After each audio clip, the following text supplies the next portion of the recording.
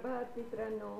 आपण सध्या वाचत आहोत साने गुरुजी यांचं श्यामची आई हे पुस्तक. आपण जे वाचणार आहोत ती 20व्या रात्रीची गोष्ट आहे आणि शीर्षक आहे सात्विक प्रेमाची भूक.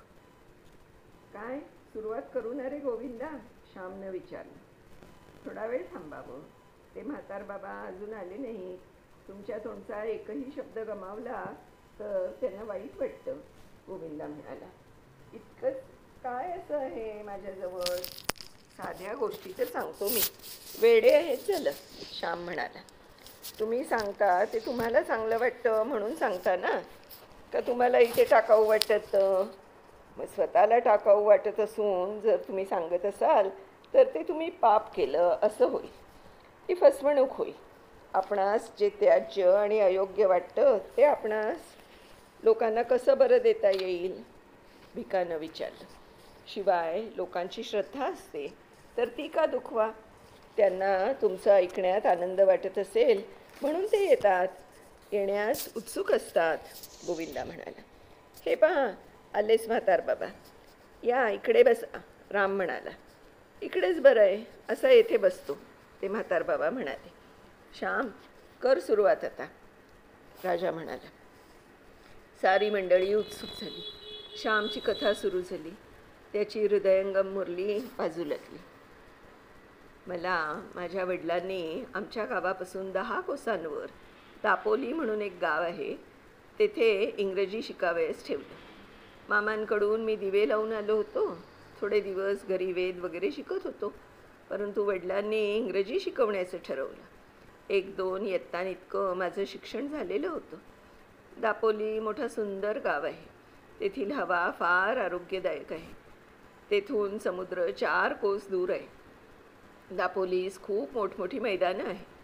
एका काळी येथे इंग्रजांची पलटण होती, म्हणून दापोलीस कॅम्प दापोली असंही म्हणतात. या कॅम्पचं नंतर काप असा अपभ्रंश झाला आणि हल्ली काप दापोली असं म्हणतात. तसं पाहिलं तर माझा तालुका इंग्रजांच्या ताब्यात इतर महाराष्ट्राच्या आधी गेला.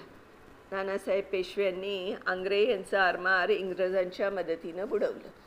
फार मोठी चूक होती ती. आंग्र्यांच्या आरमाराचा इंग्रजांना पायबंद होता. इंग्रजांच्या आणि इतर आरमाराचा आंग्र्यांनी अनेकदा अरबी समुद्रात पराभव केला होता. शिवाजी महाराजांनी मोठ्या प्रयत्नाने आरमार उभारलं होतं. पूर्वी मराठ्यांचे एक होडकूही अरबी समुद्रात फिरकत नव्हतं, परंतु या महापुरुषानं आरमाराचं महत्त्व ओळखलं होतं. ज्याचा दर्या त्याचं वैभव, हे सूत्र त्यांच्या राजनीतीत सांगितलेलं आहे. परंतु नानासाहेबांनी इंग्रजांच्या मार्गातील ही अडचण आपणहून दूर केली. इंग्रजांनी आंग्र्यांचे आरमार नाहीसे करण्यात जी मदत केली त्याचा मोबदला म्हणून जो मुलूक मिळाला त्यात बाणकोट वगैरे दापोली तालुक्यातील बंदरगाठी गावं होती. परंतु याच तालुक्यातील वेळास गावचे मनसुबीचे तलवार गाजवणारे नाना फडणवीस, याच तालुक्यात स्वातंत्र्यासाठी आमरण झगडणारे स्वराज्य हा माझा जन्मसिद्ध हक्क आहे आणि तो मी मिळवणारच असं सांगणारे केसरीचे संपादक, गीता रहस्याचे कर्ते लोकमान्य टिळक यांचा गाव. त्याचप्रमाणे सामाजिक गुलामगिरीविरुद्ध बंड उभारणारे, 3 मुली घेऊन हिंगण्यास आश्रम काढणारे महिला विद्यापीठाचे संस्थापक कर्मवीर कर्वे हे याच तालुक्यातील. स्वाभिमानी विश्वास नारायण मंडलिक आणि गणित विशारद रघुनाथ पुरुषोत्तम परांजपे याच तालुक्यातील. दापोलीच्या आजूबाजूला जंगलही खूप आहे. सुरूचे दाट जंगल आहे. त्यातून वारा वाहू लागला म्हणजे समुद्राच्या गर्जनेसारखा आवाज कानावर पडतो. काजूची झाडंही पुष्कळ आहेत. उन्हाळ्यात लाल, पिवळे, शेंद्री असे काजू झाडावर हंड्या झुमरांसारखे डोलत असतात. दापोलीच्या आजूबाजूची गावं म्हणजे सृष्टी सौंदर्याची माहेरघरं आहेत. दापोलीची इंग्रजी शाळा त्यावेळेस मिशनची होती. दापोलीचे छात्रालय एकेवेळी मुंबई इलाख्यात गाजलं होतं. मिशनची शाळा टेकडीवर होती. आजूबाजूला कलमी आंब्यांची झाडं भरपूर होती. फारच रम्य दिसे शाळा. या शाळेत मी जाऊ लागलो. अभ्यास सुरू झाले. दापोलीहून माझा गाव 6-6.5 कोस होता. पायचे चालणे एवढे होईल का नाही याचा मला आत्मविश्वास नव्हता. परंतु एक दिवस चालत गेलो आणि आत्मविश्वास आला. त्यावेळेपासून मी दर शनिवार रविवारी घरी जाऊ लागलो. शनिवारी दुपारी 2 वाजता शाळा सुटली की मी घरी निघायचा. दिवे लागेपर्यंत घरी पोचायचा. रविवारचा दिवस आईच्या प्रेममय सहवासात घालवायचा आणि सोमवारी पहाटेच उठून 10 वाजेपर्यंत पुन्हा दापोलीस शाळेत जावयाचं. एके शनिवारी मी असाच घरी जावयास निघालो. त्या दिवशी मी जरा खिन्न आणि दुःखी होतो. जणू मला जगात कोणी नाही असं त्या दिवशी वाटत होतं. माझ्या ठिकाणी लहानपणापासूनच ही वृत्ती आहे. कधी कधी एकदम मनात येतं की खरोखर कोण आहे आपल्याला या जगात. हा विचार मनात येऊन अनेकदा मी रडलो आहे. काही कारण नसावं आणि एकदम डोळे भरून यावे, हृदय सद्गदित व्हावं असे अनुभव मला आले आहेत. मी म्हणजे जणू एक बिंदू, कोणा झाडाचं पान, क्षणात वाळून जाणार, पडून जाणार असे अगतिकत्वाचे विचार माझ्या मनात लहानपणापासून येत. लहानपणापासून सहानुभूती आणि प्रेम यांचा मी भुकेला होतो. जणू या 2 वस्तू शेकडो जन्मात मला मिळालेल्या नव्हत्या. शतजन्माचा जणू मी उपाशी होतो. मनुष्य अन्नाशिवाय जगू शकेल, पण प्रेमाशिवाय कसा जगू शकेल. प्रेम हे जीवनाचं जीवन आहे. जे प्रेम स्थिर आहे, भरपूर आहे, ते जीवनाच्या वृक्षाला पोचतं. वृक्षाच्या पानापानात, फांद्या फांद्यात, सर्व खोडात अमूलाग्र असा जीवनरस भरलेला आहे. तसं प्रेम पाहिजे. सोडा वॉटरची बाटली फोडली की फस पाणी बाहेर येतं. असलं क्षणभर ऋतू जाणारं परंतु दुसऱ्या क्षणी न दिसणारं प्रेम जीवनाला टवटवी, सौंदर्य, उल्हास देऊ शकत नाही. त्या दिवशी या प्रेमासाठी जणू मी भुकेलेला होतो. मी घरची प्रेमाची हवा खाण्यासाठी निघालो. लोकमान्य टिळक म्हणत असत, मी सिंहगडावर 2 महिने जाऊन राहतो. 2 महिने तेथील शुद्ध आणि स्वच्छ हवा, स्वातंत्र्याची हवा खाऊन खाली येतो.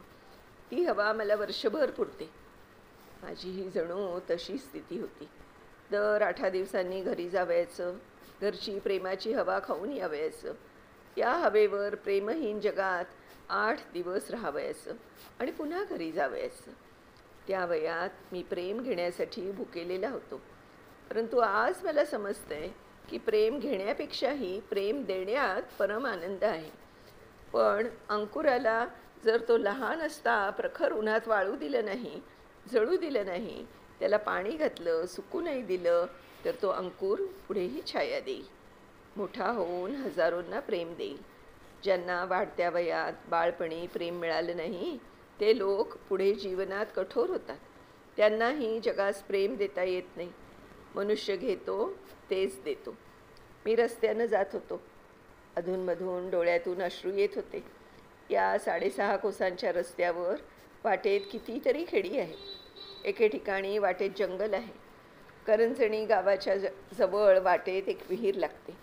त्या विहिरीजवळ मागे रस्त्याने जाणारी एक सबंध लग्नच्या लग्न अदृश्य झालं होतं असं सांगतात. त्या विहिरीजवळ येताच मला भीती वाटू लागे. मी राम राम राम म्हणू लागे आणि पळतच सुटे. जंगल आलं म्हणजे वाटे त्या जंगलातून वाघ तर नाही ना येणार. मी त्यावेळेस 12-13 वर्षांचा होतो. फार मोठा नव्हतो. वाटेत मला तहान लागली म्हणून विहिरीत उतरून मी पाणी प्यायलो.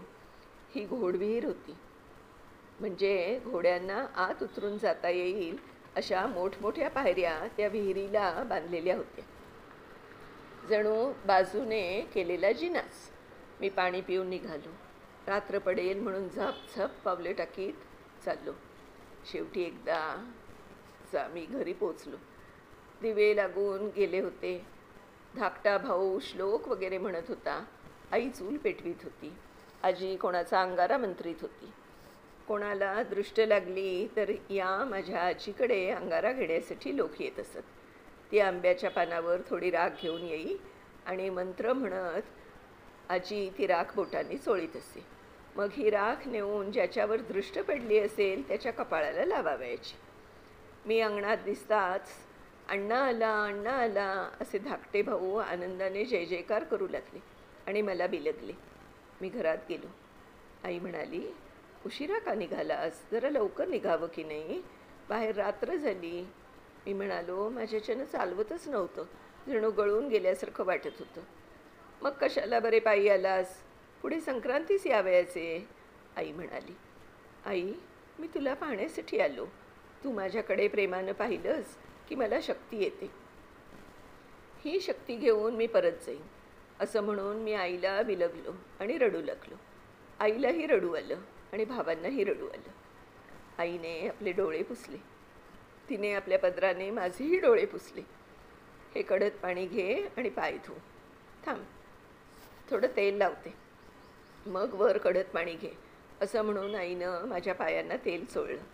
ती माझ्या पायांना तेल लावीत होती आणि मी तिच्याकडे पाहत होतो. मला त्यावेळेस किती आनंद होत होता. त्यावेळच्या स्थितीस आनंद हा शब्दही मी लावू इच्छित नाही. हा शब्दही कमी पडतो. ती स्थिती अनिर्वचनीय होती, पवित्र होती. मी पाय वगैरे धुतले आणि चुलीपाशी आईजवळ बसलो होतो. अण्णा, गोष्ट सांग, नाहीतर एक नवीन श्लोक शिकव असं लहान भाऊ मला म्हणत होते. इतक्यात वडील बाहेरून आले. ते कोठून तरी त्रस्त होऊन आलेले होते. मला पाहून नेहमीप्रमाणे त्यांना आनंद झाला नाही. ते काही बोलले नाही. बाहेर पाय धुवून आले आणि संध्येला बसले. का रे, संध्या वगैरे झाली का तुझी? त्यांनी मला विचारलं. त्यावेळेस मी संध्या करीत असे. संध्येचा अर्थ मला समजत नसे तरी तंत्र करीत असे आणि तोंडाने पुटपुटत असे. नाही केली, करतो, मी म्हटले. तेथे चुलीवर काय बसलायस? चुलीजवळ काय बसलायस बायकांसारखा? उठ, संध्या वगैरे करायची आहे, ते रागाने बोलले. आई म्हणाली, आत्ताच आलाय तो, दमला आहे, अगदी गळून गेल्यासारखं वाटतं म्हणाला, जरा बसलाय. श्याम, जा संध्या वगैरे कर. मी उठलो आणि पाटावर बसलो. भस्माचं बोट कपाळास फासलं आणि आचमने घेऊ लागलो. माझ्या डोळ्यातील पाण्याची देवाला शतअर्घ्य सुटत होती. वडील पुन्हा म्हणाले, तिकडे संध्या वगैरे करतोस की नाही? आणि हे केवढं डोकं वाढलंय, हजाम मिळत नाही वाटतं, नुसता कावळा झालाय. मी तिथे आलो होतो तेव्हा बजावलं होतं की डोके करून घे म्हणून. का केलं नाहीस? तुला शिंग फुटायला लागलीत.